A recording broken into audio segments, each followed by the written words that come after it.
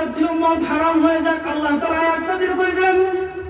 এরকম কোরআনের 30 জায়গায়। আর একটা ঘটনা আছে, একজন মুনাফিক ছিল, কি ছিল বলেন? যার নাম ছিল আব্দুল্লাহ ইবনে উবাই ইবনে সুলুল। এই মুনাফিক মারা যাওয়ার পরে তার সাহাবী, তার ছেলে ছিল নবীর প্রিয় সাহাবী আব্দুল্লাহ। সাহাবী আয়েশা বলে, আল্লাহর নবী, আমার দিলে চাই আপনি আমার বাবার জানাজা পড়াবেন, আপনার গায়ের জুব্বাটা দিবেন, আমার বাবাকে কাফন হিসেবে পরায়া দিব। হয়তো আপনার জানাজার কারণে, আপনার জুব্বার কারণে আমার বাবার কবরের আযাব কিছুটা মাফ হবে। এই বলে তিনি নবীজির জুব্বা নিয়ে যাইতেছেন, আর নবীজিকে বললেন, আপনি আমার বাবার জানাজা পড়াবেন। কিন্তু এটা হযরত ওমরের পছন্দ হচ্ছিল না। হযরত ওমর বলে, আমার মনে চাচ্ছিল নবী এই জানাজায় না যাক, যে নবীকে সারা জীবন কষ্ট দিয়েছে সে নবীর জানাজায় যাবে, এটা হতে পারে না। হযরত ওমরের দিনে দিনে এই চিন্তা, আসমান থেকে ফয়সালা হয়ে গেছে নবী এই জানাজায় যাবেন। আল্লাহু আকবার বলেন। হযরত জিবরিল আমিন আলাইহিস সালাম আয়েশা কোরআনের আয়াত নিয়ে আল্লাহর নবীর সামনে উপস্থিত। ওয়ালা তুসাল্লি আলা আহাদাম মিনহুম মাতা আবাদা ওয়ালা তাকুম আলা কবরি। আল্লাহর নবী, আপনি মুনাফিকের জানাজায় যাবেন না, আপনি তার কবরের পাশেও যাবেন না, তার জন্য জানাজাও করবেন না। এই আদেশ কার বলেন? এরকম ভাবে কোরআনের 30 জায়গার বেশি জায়গায় আয়াতকে আল্লাহ তাআলা হযরত ওমরের মেজাজ অনুযায়ী নাযিল করেছেন। তাহলে এই মানুষের দাম কম না বেশি বলেন? আরো জোরে বলতে হবে, কম না বেশি? আরো কত বেশি দেখেন। আল্লাহর নবীর কাছে একজন জিজ্ঞাসা করা হলো, আল্লাহর নবী জান্নাতি মানুষ সম্পর্কে বলুন। আনাস ইবনে মালিক রাদিয়াল্লাহু আনহু থেকে হাদিস বর্ণিত। আল্লাহর রাসূল বলেন, আবু বকর ফিল জান্নাহ, ওমর ফিল জান্নাহ, উসমান ফিল জান্নাহ, আলী ফিল জান্নাহ, তালহা ইবনে উবাইদুল্লাহ ফিল জান্নাহ, জুবাইর ইবনে আওয়াম ফিল জান্নাহ, সাঈদ ইবনে যায়েদ ইবনে আমর ইবনে নুফাইল ফিল জান্নাহ, হযরত সাদ ইবনে আবি ওয়াক্কাস ফিল জান্নাহ, আব্দুর রহমান ইবনে আউফ ফিল জান্নাহ, আবু বাইদা ইবনে জাররাহ ফিল জান্নাহ। চিল্লায়া বলেন আল্লাহু আকবার। এই 10 জন মানুষ দুনিয়াতে থাকতে জীবিত অবস্থায় আল্লাহর জান্নাতের সার্টিফিকেট প্রাপ্ত হয়েছেন। তার মধ্যে 2 নম্বরের যার নাম, তিনি হলেন আমির স্থানে বসার মূল্যটা কি, এটা আগে শুনবেন। আল্লাহ রাসূল সাল্লাল্লাহু আলাইহি ওয়াসাল্লাম হাদিসের মধ্যে বলেন, লা ইয়াকউদু কওমুন ইয়াযকুরুনাল্লাহা ইল্লা হাফাতহুমুল মালায়েকা ونزلت عليهم السكينة وغشيتهم الرحمة وذكرهم الله في من عنده.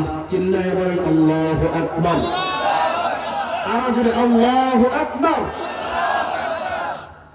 আল্লাহর রাসূল বলেন, যেই মজলিসে আল্লাহর আলোচনা হয়, আল্লাহর জিকির হয়, আল্লাহর স্মরণ করা হয়, এই মজলিসের দামটা কি? যে এই মজলিসটাকে ফেরেশতারা বেষ্টনী দিয়ে রাখেন। সুবহানাল্লাহ। যে মজলিসের দাম যত বেশি, এটার সিকিউরিটি তত বেশি। কথা বলেন ঠিক কিনা?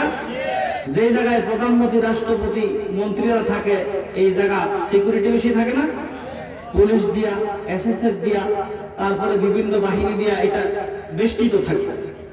কেন থাকে? যে এই জায়গা দামি মানুষ থাকে।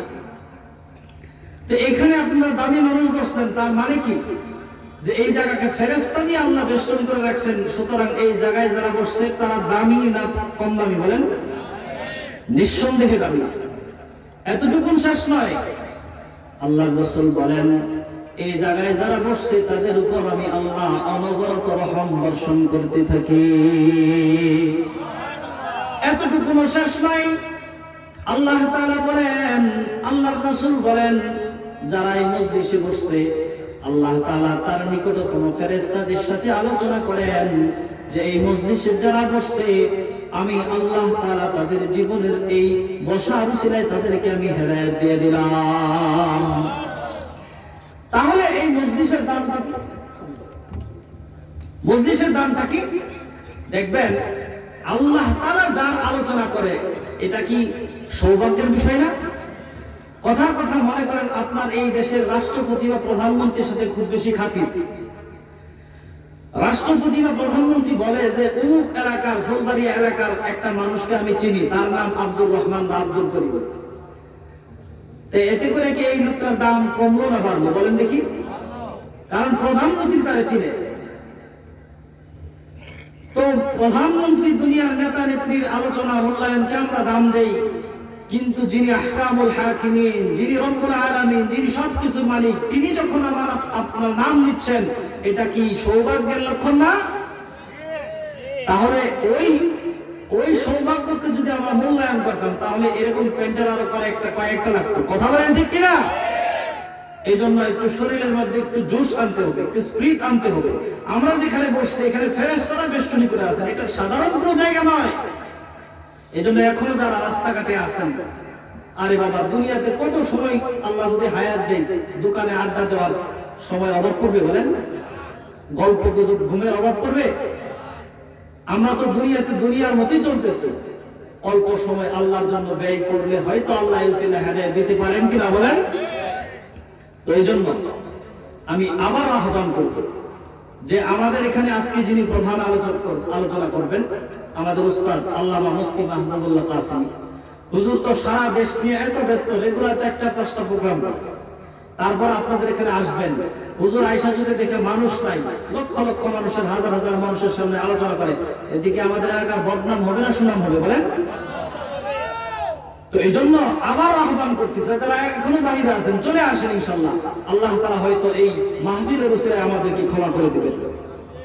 আমি একটি নির্দিষ্ট বিষয় আপনাদের সম্মুখে আলোচনা করব, যে এই আলোচনার বিষয়গুলো এমন, যদি খালি আমরা এই আলোচনাটা আমল করতে পারি, আল্লাহ তাআলা বিনা হিসাবে আমাদেরকে জান্নাত দিয়ে দিবেন। সুবহানাল্লাহ, আরো জোরে বলতে হবে, আরো জোরে সুবহানাল্লাহ। শেষ একটা দোয়া করে আমি আলোচনায় প্রবেশ করব।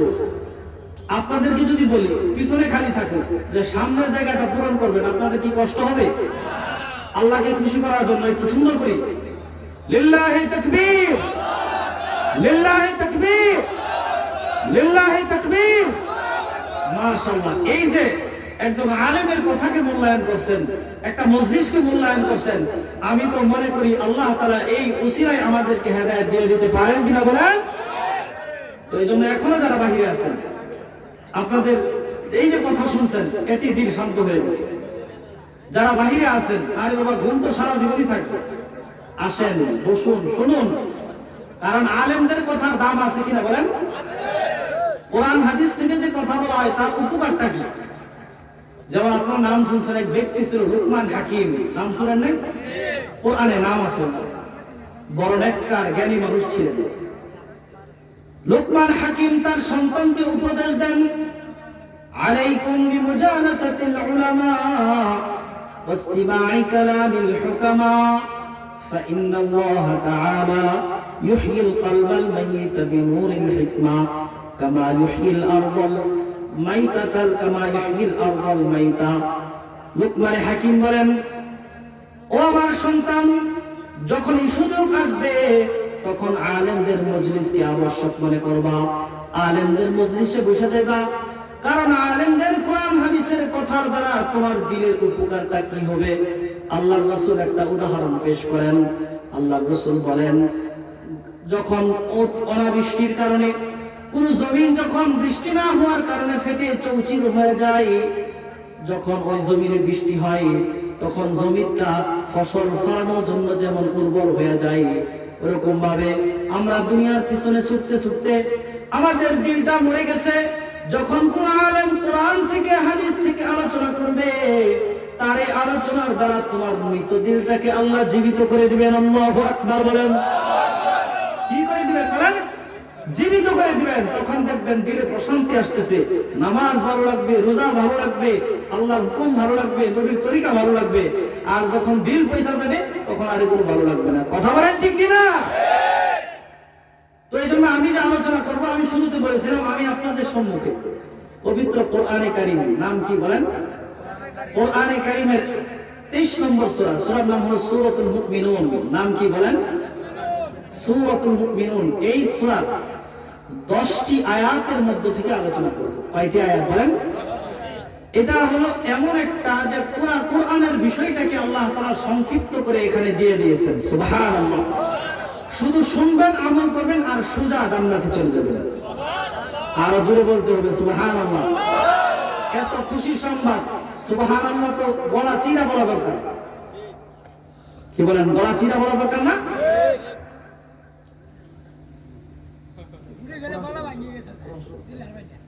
মাশাআল্লাহ।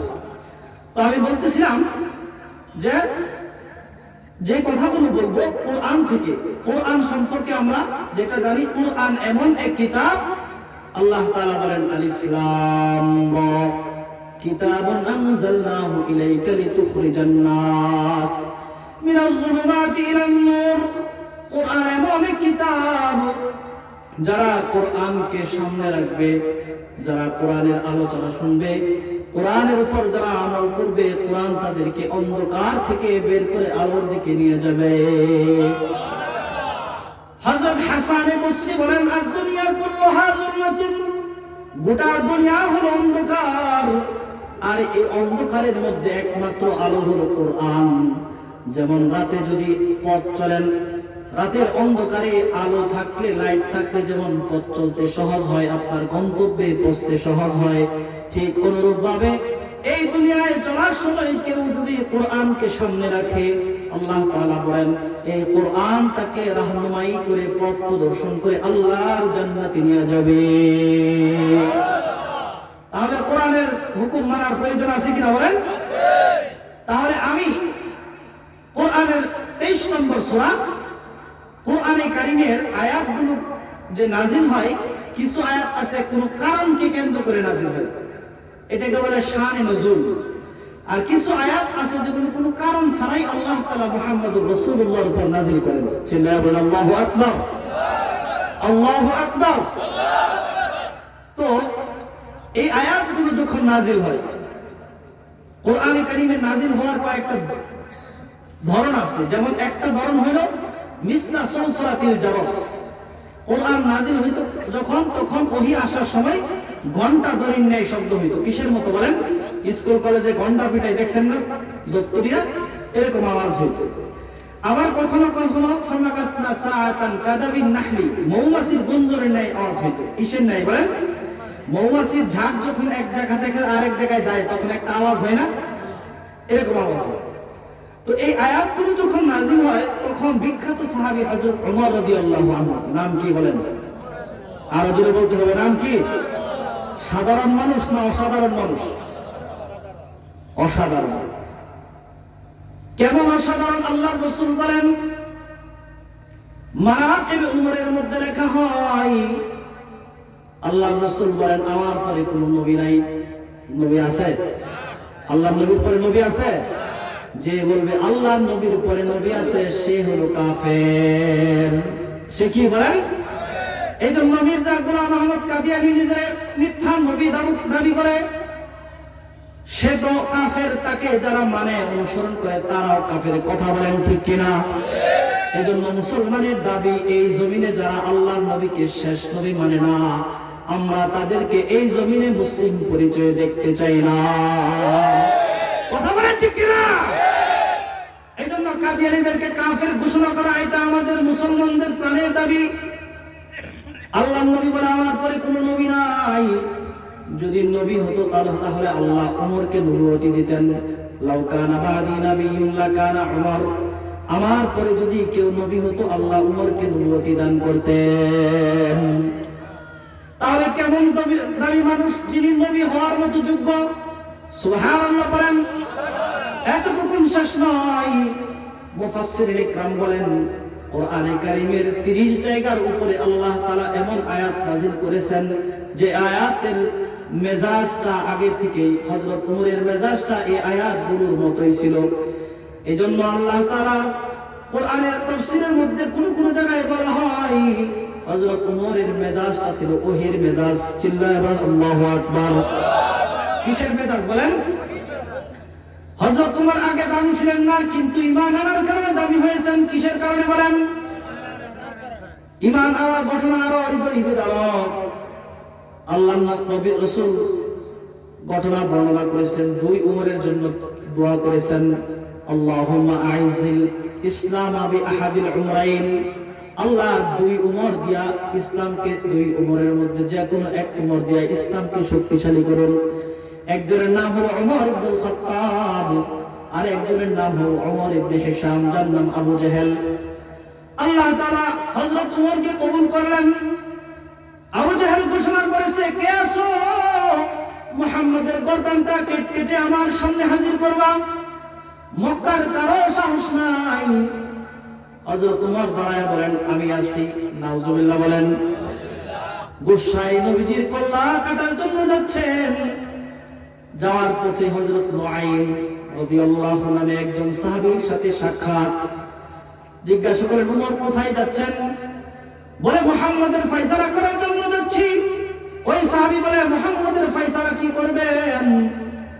আপনার বোন এবং বোন জামাই ইসলাম গ্রহণ করেছে, সুতরাং আগে তাদের খোঁজ দিন। আগে আল্লাহর নবীর দরবারে না গিয়া তার বোনের বাড়িতে চলে গেছে। আগে দরজায় আওয়াজ করে নাই, বাহির থেকে সুন্দর কি যেন একটা তেলাওয়াত হচ্ছে, আল্লাহু আকবার বলেন। এই জন্য কোরআন এমন এক কিতাব, যে কোরআন শুনে হাজার হাজার কোটি কোটি মানুষ, এরকম ঘটনা আছে, তারা কোরআন শুনেই ইসলাম গ্রহণ করেছেন। আল্লাহু আকবার বলেন। তাফসীরে কিতাবে আসছে, হযরত উমরের বোন, যার নাম ছিল ফাতেমা, তার নাম ছিল ফাতেমা, ঘরের মধ্যে কোরআন সূরা তাহা তেলাওয়াত করতেছিল। তাহা মা আনজালনা আলাইকাল কুরআন লিতাশকা ইল্লা তাযকিরাতান লিমান ইয়াখশা তানজিলান মিম্মান খালাকাল আরদা ওয়াস সামাওয়াতিল উলা। এরকম ভাবে তেলাওয়াত করতেছিল। হযরত ওমর দরজায় আওয়াজ দিলেন, দরজা খোলা হলো।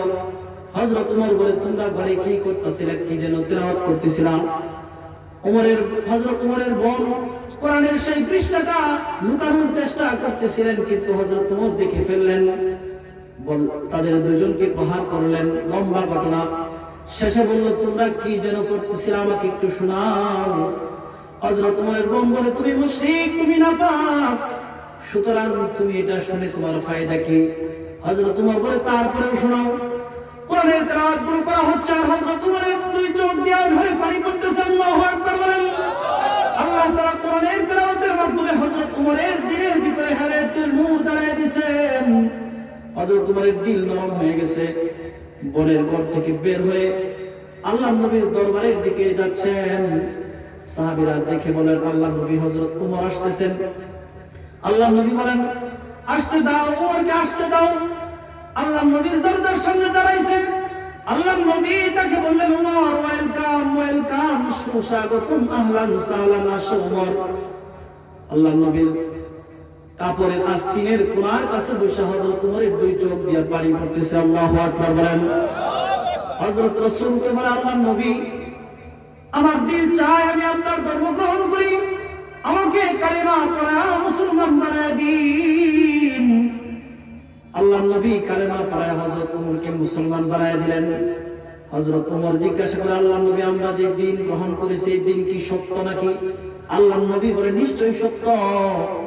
আল্লাহর নবী বললেন, হযরত ওমর বললেন, যদি সত্য হয়, সত্যের কেন গোপনীয়তা থাকবে? আজ থেকে কাবার চত্বরে আযান হবে, নামাজ হবে। কাফেররা যখন শুনল হযরত ওমর ইসলাম গ্রহণ করেছে, সবাই হতবাক হয়ে গেল। হযরত ওমর ইসলাম গ্রহণ করার কারণে ওই দিন থেকে মক্কায় প্রকাশ্যে আযান, ইকামত, নামাজ শুরু হয়েছে।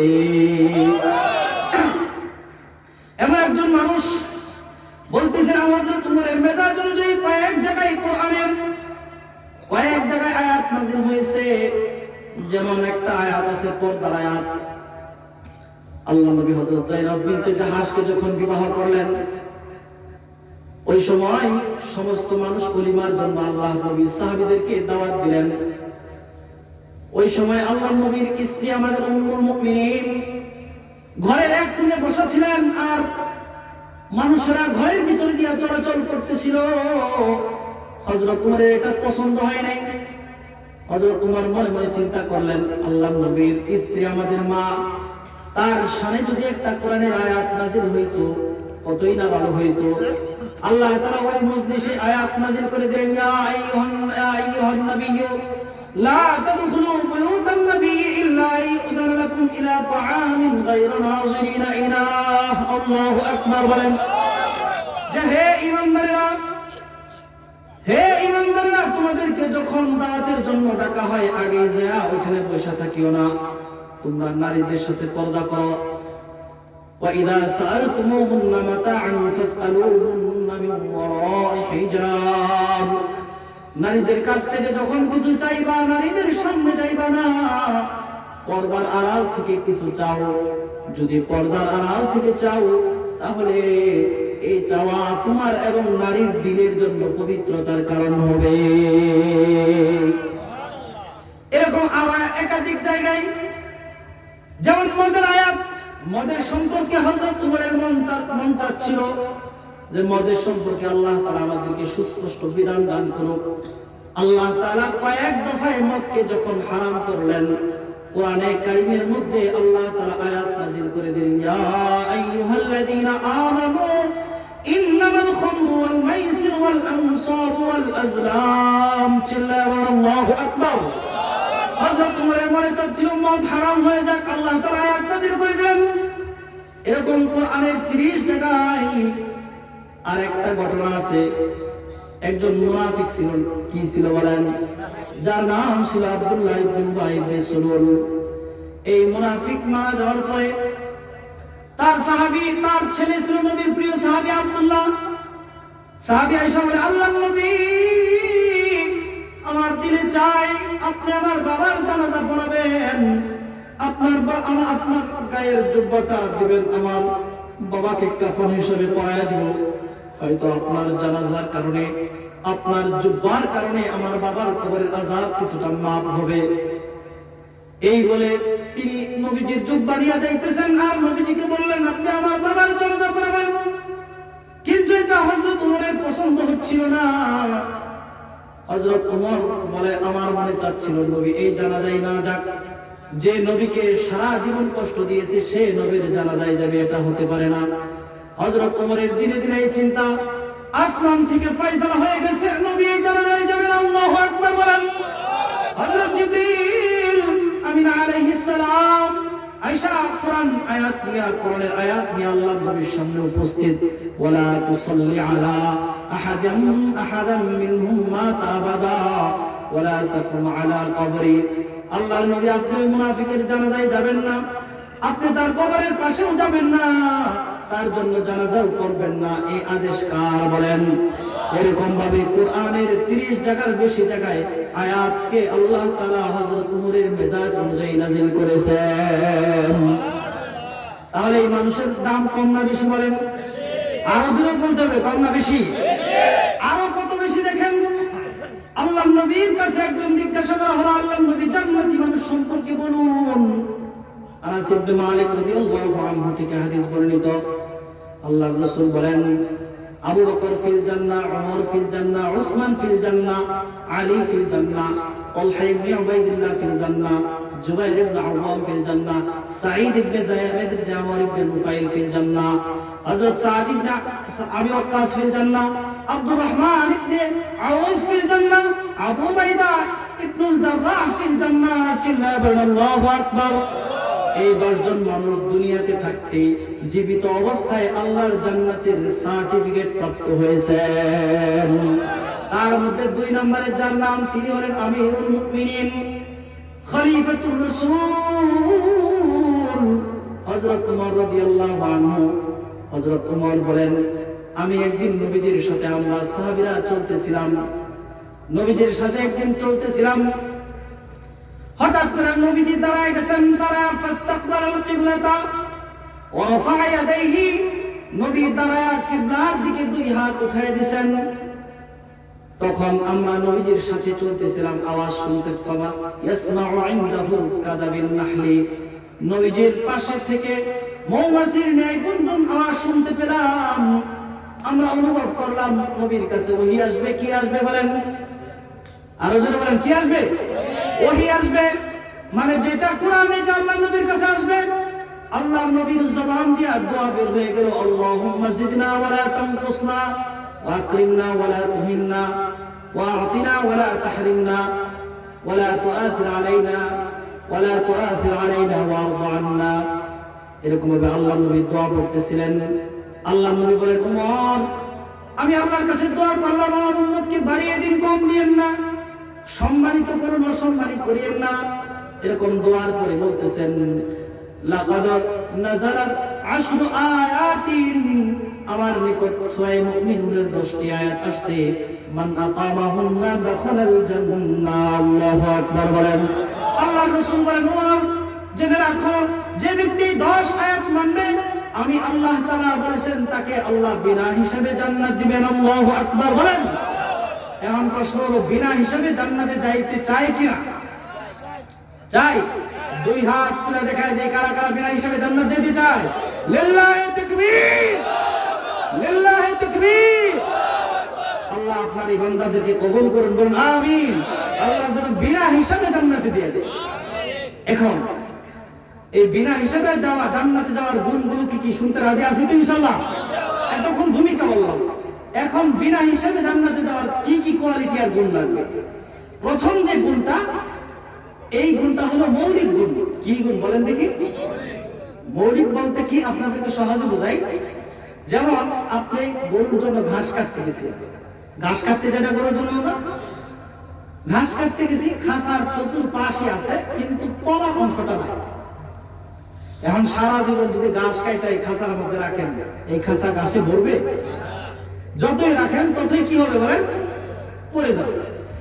আর খাসার তলাটা ঠিক আছে কিন্তু সাইড দিয়ে একটু একটু ভাঙাচোরা আছে, তাহলে আপনি যদি এখানে গাছ রাখেন, এই গাছ বাড়ি পর্যন্ত নিয়ে আসতে কোনো সমস্যা হবে? তো এই মৌলিক গুণটা হলো আসল তলা, মূল জিনিস। আর এটার নাম হলো ঈমান। নাম কি বলেন? কারণ যদি ঈমান ঠিক থাকে, বিশ্বাস ঠিক থাকে, আমলের মধ্যে যদি কোনো সময় অপারগতার কারণে করতে না পারে, এটা হয়তো আল্লাহ ক্ষমা করে দিতেও পারে। কিন্তু ঈমান যদি কারো না থাকে, তখন আর তার ব্যাপারে ক্ষমার কোনো প্রশ্ন আসবে না। এই জন্য সর্বপ্রথম যে গুণ, এই গুণের নাম হলো ঈমান। কি বলেন? কারণ আল্লাহ তাআলা বলেন, ক্বাদ আফলাহাল মুমিনুন। আল্লাহ তাআলা বলেন, যারা মুমিন তারা সফল হয়েছে। কি হয়েছে বলেন? তারা এই সফলতা অর্জন করেছে। মুমিনের জীবনে সফলতা সবচেয়ে বেশি। আপনি জজ হন, ব্যারিস্টার হন, ডাক্তার হন, ইঞ্জিনিয়ার হন, এমপি হন, মন্ত্রী হন, যদি সে মুমিন না হয়, তারপরে আল্লাহর কাছে তার কোনো দাম নাই। কথা বলেন ঠিক কিনা? সে যদি আমেরিকার প্রেসিডেন্ট হয়ে যায়, এই দুনিয়া না, সে যদি এরকম কয়েক দুনিয়ার বাদশা হয়ে যায়, তারপরেও যদি তার ঈমান না থাকে, তার কোনো দাম নাই। আর যদি তার ঈমান থাকে, সে যদি তার দুনিয়াতে যদি কোনো টাকা পয়সা দ্বন্দ্ব না থাকে, তারপরেও তার দাম আছে কিনা বলেন? আরো জোরে বলতে হবে, আছে কিনা? এই জন্য আল্লাহ বলছেন আফলাহা, মানে সফল হয়েছেন। আমরা দুনিয়ার মানুষ সফলতা এক একজন এক একভাবে বুঝি। যেমন যে লেখাপড়া করছে, সে মনে করে আমি বড় একটা চাকরি পাইলে, বড় চাকরি বলতে এখন তো বিসিএস ক্যাডার যারা পড়াশোনা করবে, হ্যাঁ বিসিএস ক্যাডার যারা সিভিল সার্ভিসে যারা চাকরি করে, তারা এই দেশের এই চাকরি হলো সবচেয়ে দামি চাকরি, বড় চাকরি। কথা বলেন ঠিক কিনা? যদি কারো সন্তান বিসিএস সিভিল প্রশাসনে চাকরি পায়, ম্যাজিস্ট্রেট হয়, এক্সিকিউটিভ ম্যাজিস্ট্রেট হয়, নির্বাহী ম্যাজিস্ট্রেট, তখন লোকেরা তাকে ডাইকা বলে ম্যাজিস্ট্রেটের বাপ যাই। কথা বলেন ঠিক কিনা? তাকে ডাইকা মানুষ বিভিন্ন রকম সাক্ষাৎকার আর ইন্টারভিউ নেয়, কারণ মানুষ মনে করে সে সফল হয়ে গেছে, আর কিছু দরকার নাই। কথা বলেন ঠিক কিনা? কারো সন্তান যদি ডাক্তার হয়, সে মানুষকে ডাইকা বলে আমার সন্তান মেডিকেলে চান্স পেয়েছে, ডাক্তার হয়েছে, লোকদের সাথে আলাপচারিতা করে। কথা বলেন ঠিক কিনা? কেউ যদি বড় ব্যবসায়ী হয়ে যায়, মনে করে আমি সফল হয়ে গেছি, এই ব্যবসাকে সফলতার মানদণ্ড মনে করে। কেউ যদি বিদেশে গিয়ে অনেক টাকা পয়সা কামাই করে, উন্নত দেশের সিটিজেনশিপ পাইছে, নাগরিকত্ব পাইছে, তার আর কোনো চিন্তা নাই, সে নিজেকে সফল মনে করে। কথা বলেন ঠিক কিনা? কেউ এমপি, মন্ত্রী, মিনিস্টার, জজ, ব্যারিস্টার হইলে নিজের সফল মনে করে। আল্লাহ বলে না না না, আমার কাছে এগুলোর কোনো দাম নাই। এগুলোর দাম কখন? যখন সে ঈমানদার হবে। যদি ঈমান ছাড়া কোনো মানুষ মানুষ এই পৃথিবীর মালিক হয়ে নিজেকে সফল মনে করে, আল্লাহ বলেন এই সফলতার কোনো মূল্য আমার কাছে নাই। আল্লাহর কাছে সফলতা হইল ওইটা যারা ঈমানদার, যার ভিতরে ঈমান আছে। যদি টাকা পয়সার নাম থাকে, যেমন একজন মানুষের নাম বলি ঈমানদার, টাকা পয়সা কোনো কিছুই নাই, দুনিয়াতে তার কত দাম। সাহাবীর নাম হলো যাহির বিন হারাম আল আসলামী, নবীজির গ্রামের বন্ধু। নবী বলে যাহির বিন হারাম আল আসলামী আমার গ্রামের বন্ধু, আমি তার শহরের বন্ধু। আমরা যারা গ্রামে থাকি, শহরে আমাদের বন্ধু বান্ধব আছে কিনা বলেন? নবীজি বলে মাঝে মাঝে গ্রাম থেকে যাহির বিন হারাম আল আসলামী আমার জন্য শাক সবজি তরকারি নিয়ে আমার বাসায় হাদিয়া নিয়ে আসে। আল্লাহ রাসূল বলেন একদিন বাজারে আমার বন্ধু সবজি বিক্রি করতেছে, দেখেন আল্লাহর নবী কেমন, দু জাহানের সরদার, পৃথিবীর সমস্ত মানুষের চাইতে দামি, দিলে কোনো অহংকার নাই। আমাদের সমাজে এমন মানুষ আছে, ছোট সময় একসাথে স্কুলে লেখাপড়া করছে, বড় হয়ে যখন একটু চাকরি পাইছে তখন কৃষক বন্ধুকে চিনে না, আছে কিনা বলেন? নবীর শিক্ষা হলো তুমি যাই হও, যাদের সাথে চলছ, ছোটবেলায় সময় কাটাইছ, তাদেরকে কখনো বলা যাবে না, তাদেরকে ঘৃণা করা যাবে না। কথা বলেন ঠিক কিনা? আল্লাহর নবী বলে আমি একদিন বাজারে দাঁড়ানো, আমার বন্ধু আয়েশা শাক সবজি বিক্রি করতেছে, আমি পিছন দিক থেকে আমার বন্ধু যাহির বিন হারাম আল আসলামীকে জড়ায় ধরছি। আল্লাহু আকবার বলেন।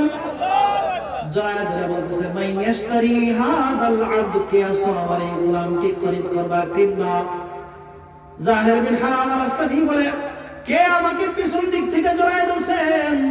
তাকায়া দেখে কেউ না, আল্লাহর নবী, আল্লাহর নবী, আল্লাহর বন্ধু তাকে জড়ায় ধরছে।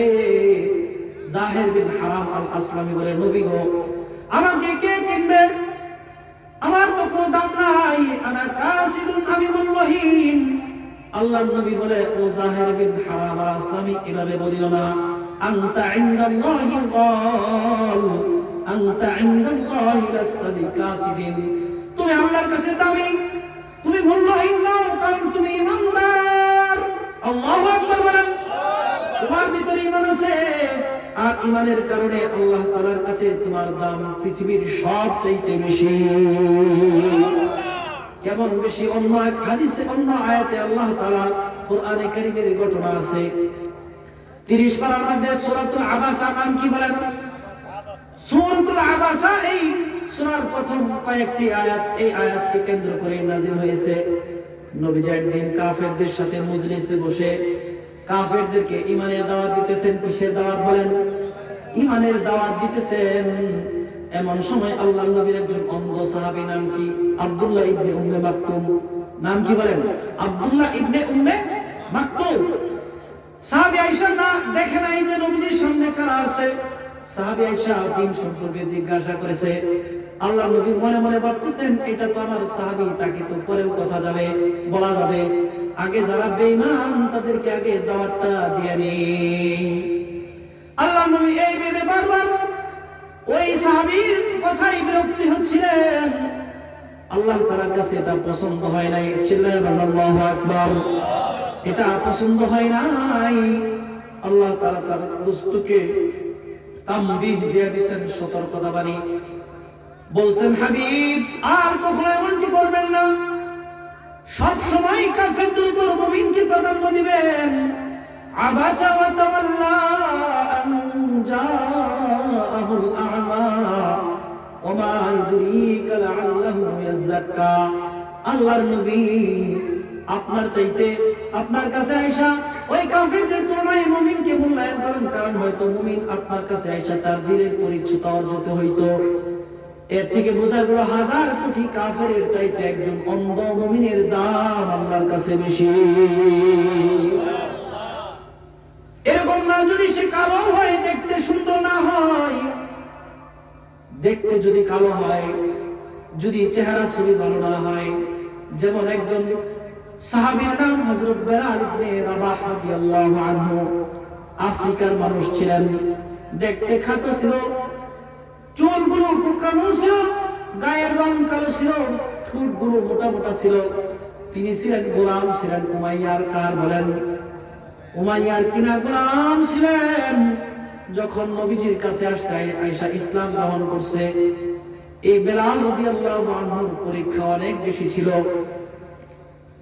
যখন তার মালিক শুনেছেন যে মুসলমান হয়ে গেছে, উত্তপ্ত বালুর মধ্যে শোয়া রাখা হইতো, এতটুকু শেষ নয়, বলা হতো তুমি আল্লাহর সাথে শরীক করো, আমাদের মূর্তিদেরকে মেরে নাও। হযরত বেলাল বলেন, না না, আমার মালিক একজন, তিনি কে বলেন? তিনি হলেন আল্লাহ। আমাদের মালিক কয়জন বলেন? তিনি কে? আমাদের মালিক একজন। হযরত বেলাল বলেন, না না না, আমি আল্লাহর সাথে শরীক করব না। উমাইয়া জিহ্বাটা টান দিয়া বের করে জিহ্বাটা পাথরের উপর রেখে জিহ্বার মধ্যে লোহার পেরেক ঢুকাইতেছে। আল্লাহু আকবার বলেন, আল্লাহু আকবার। লোকেরা বলে, বেলাল তোমার জীবন হুমকির মুখে, এখন একটু শিথিল হও।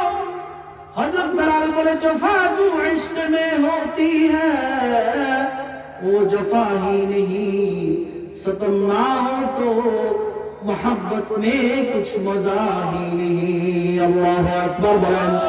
হযরত বেলাল বলেন, আগে যতটুকু আল্লাহ ডাকের মজা পেয়েছি, যখন জিহ্বার মধ্যে পেরেক ঢুকাইছে, তখন তো আমার মাওলার ডাকার আসল মজা পেয়ে গেছি। এই বেলাল ছিলেন গরিব মানুষ, কেমন দাবি দেখেন।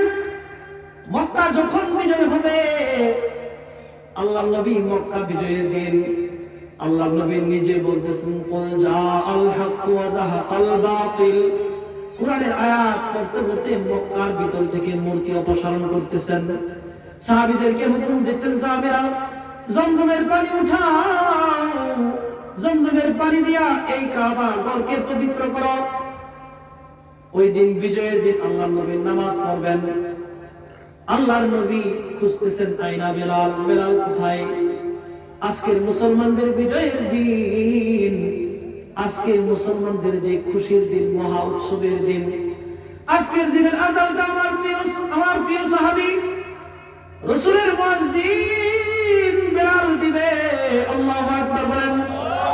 কাবার ছাদে উঠে আল্লাহর নবী বলতেছেন, বেলাল আযান দাও। হযরত বেলাল আযান দিতেছেন, উঠতে যাবেন। এমন সময় যারা নতুন মুসলমান হয়েছে তারা বলে, আল্লাহর নবী এটা কি করলেন?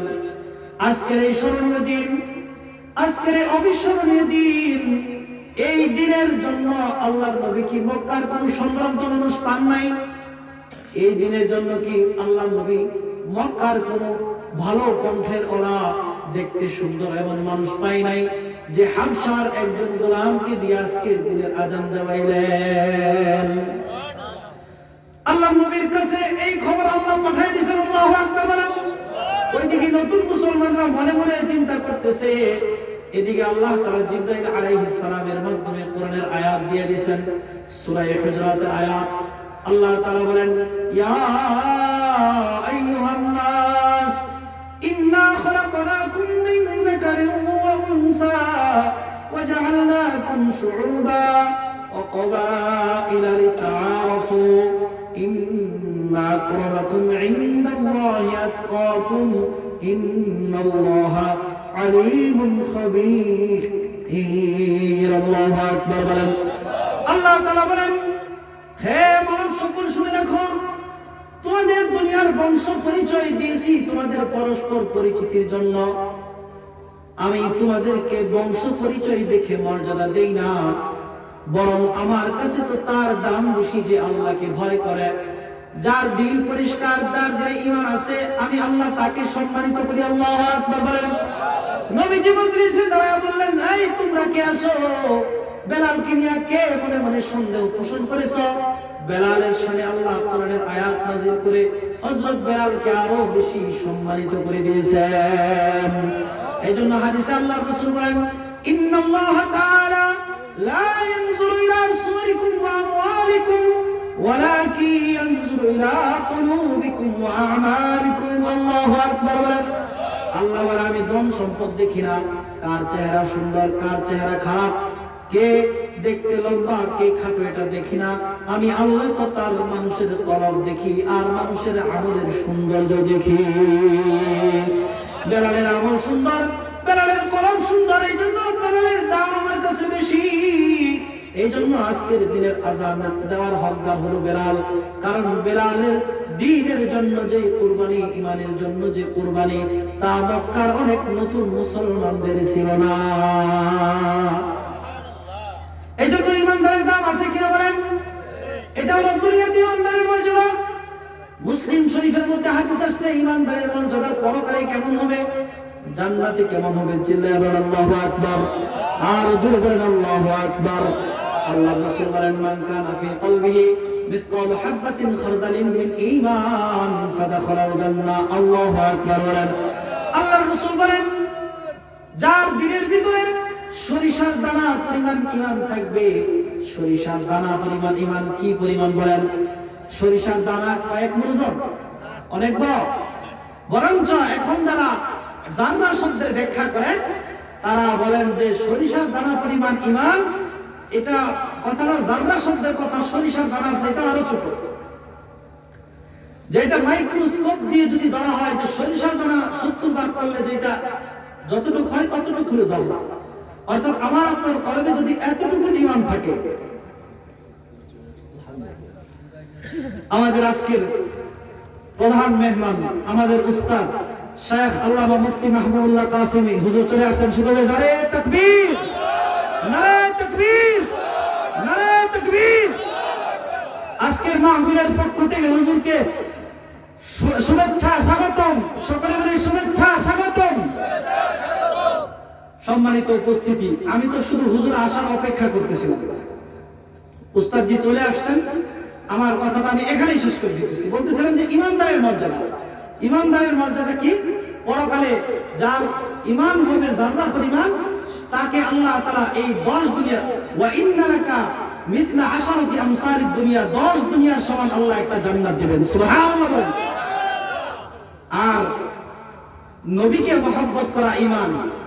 ইমাম বুখারী শরীফের শুরুতেই আলোচনা করছেন যে হুব্বুর রাসূল সাল্লাল্লাহু আলাইহি ওয়াসাল্লাম মিনাল ঈমান, নবীকে মহব্বত করা ঈমান। এরকম নবীর ওয়ারিসদেরকে মহব্বত করা নবীর ঈমানের অংশ। তো আমার কথা শেষ করে দিতেছি। মৌলিক কথা ছিল ঈমান সম্পর্কে, ঈমানদার হওয়া। দ্বিতীয় হলো নামাজটা খুশু খুদুর সাথে পড়া। তৃতীয় হলো অনর্থক কথা থেকে মুক্ত থাকা, জবানের গুনাহ হয় এগুলোর মধ্যে। তৃতীয় হলো যাকাত দেওয়া। 2 অর্থ, এক অর্থ হলো আত্মিক যাকাত, আত্মার পরিচ্ছন্নতার এবং মালের যাকাত দেওয়া। 3 নম্বর লজ্জাস্থানের হেফাজত তথা পর্দা করা। তারপরে হলো আমানতের হেফাজত করা, ওয়াদা করলে ওয়াদা রক্ষা করা এবং নামাজের হেফাজত করা।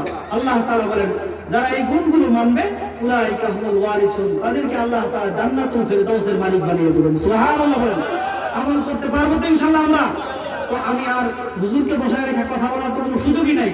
আমাদের উস্তাদ কথা বলবেন, আমরা ইনশাআল্লাহ কেউ যাব না, বসবো তো ইনশাআল্লাহ। আরো যারা বাহিরে আছি, আমি মনে করি হযরতের শানে আমরা সকলে এসে বসে যাই। আল্লাহ তৌফিক দান করুন, আমিন। ওয়া আখিরু দাওয়ানা আলহামদুলিল্লাহি রাব্বিল আলামিন।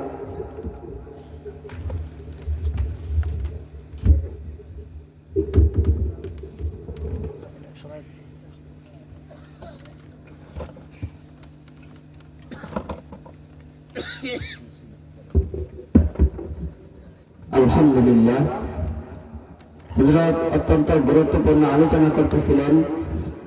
সম্মানিত উপস্থিতি, আমাদের আজকের মাহফিলের প্রধান মেহমান আমাদের সেরে তাজ, আমাদের উস্তাদ মুহতারাম আল্লামা মাহবুবুল্লাহ কাসেমী আমাদের মাঝে ইতিমধ্যে তাশরীফ নিয়ে আসছেন।